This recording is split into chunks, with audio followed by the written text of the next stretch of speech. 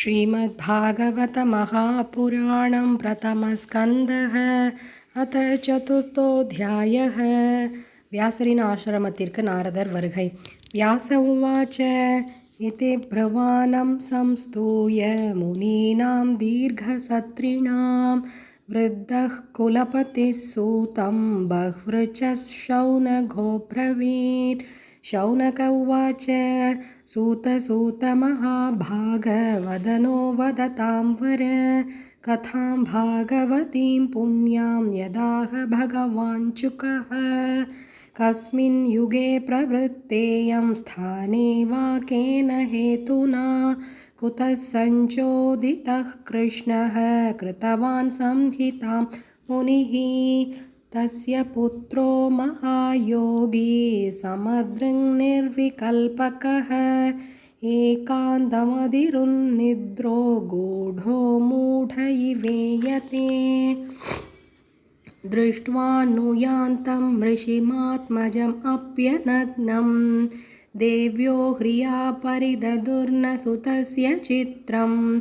तद्वीक्ष्य पृच्छति मुनौ जगदुस्तवास्ति स्त्रीपुंभिता न तु सुतस्य विविक्तदृष्टेः. कथम् आलक्षितः पौरैः सम्प्राप्तः कुरु जाङ्गलान् उन्मत्तमूकजडवत् विचरन् गजसाह्वये. कथं वा पाण्डवेयस्य राजर्षेर्मुनिना सह संवादः समभूतात यत्रैषा सात्वती श्रुतिः.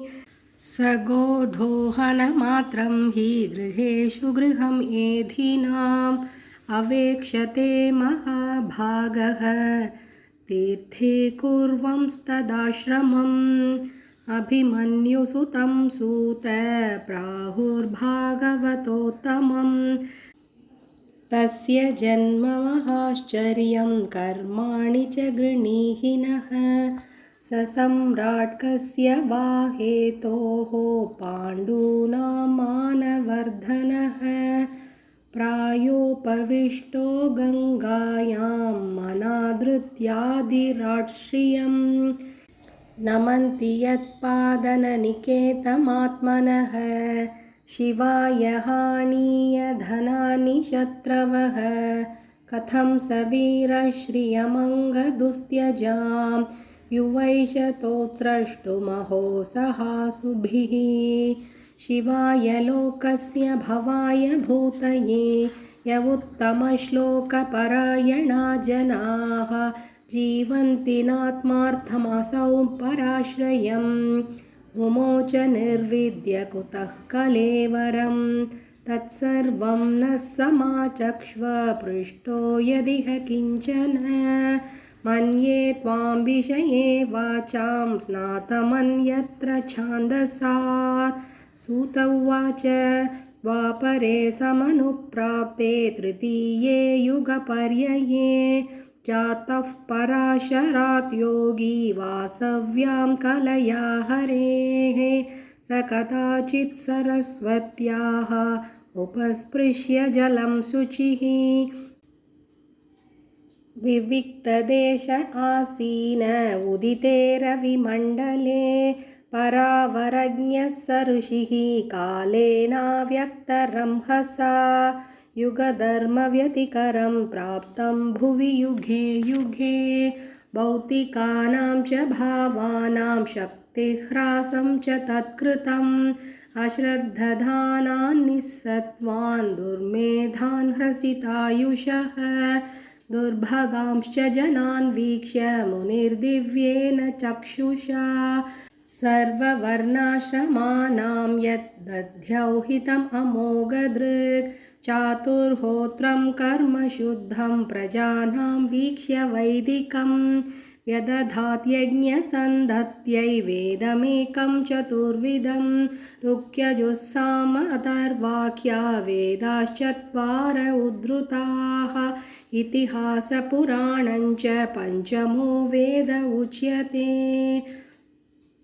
तत्र ऋग्वेदतरः पैलः सामगो जैमिनिः कविः वैशम्पायन एवैको निष्णातो यजुषामुत अथर्वाङ्गिरसाम् आसीत् सुमन्दुर्धारुणो मुनिः इतिहासपुराणानां पितामहो महर्षणः तयेतऋषयो वेदं स्वं स्वं व्यस्यन्नेकदा शिष्यैः प्रशिष्यैस्तच्छिष्यैः वेदास्ते शाखिनो भवन् तयेव वेदा दुर्मेधैर्धार्यन्ते पुरुषैर्यथा एवं चकार भगवान् व्यासः कृपणवत्सलः शूद्रद्विजबन्धूनां त्रयीनश्रुतिगोचरा कर्मश्रेयसि मूढानां श्रेय एवं भवेदिह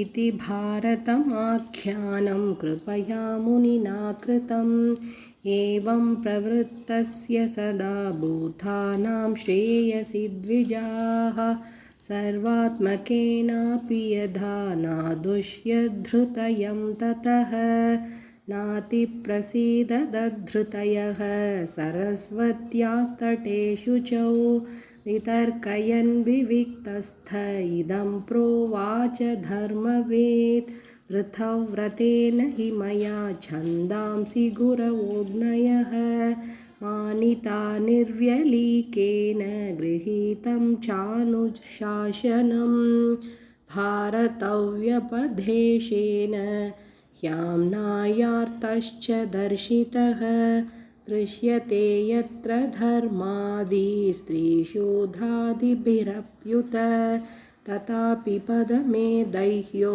ह्यात्मा चैवात्मना विभुः असम्पन्न इवा भाति ब्रह्मवर्चस्य सत्तमः किं वा भागवता धर्माः न प्रायेण निरूपिताः प्रियाः परमहंसानां तयेव ह्यच्युतप्रियाः तस्यैवमखिलमात्मानं मन्यमानस्य खिद्यतः कृष्णस्य नारदोऽभ्यागात् आश्रमं प्रागुदाहृतं तमभिज्ञाय सहसा प्रत्युत्थायागतं मुनिः पूजयामास विधिवन्नारदं सुरपूजितम् इति श्रीमद्भागवते महापुराणे पारमहंस्यां संहितायां प्रथमस्कन्धे नैमिषिकोपाख्याने नाम चतुर्थोऽध्यायः। हरे नमः हरे नमः हरे नमः। श्रीकृष्णार्पणमस्तु।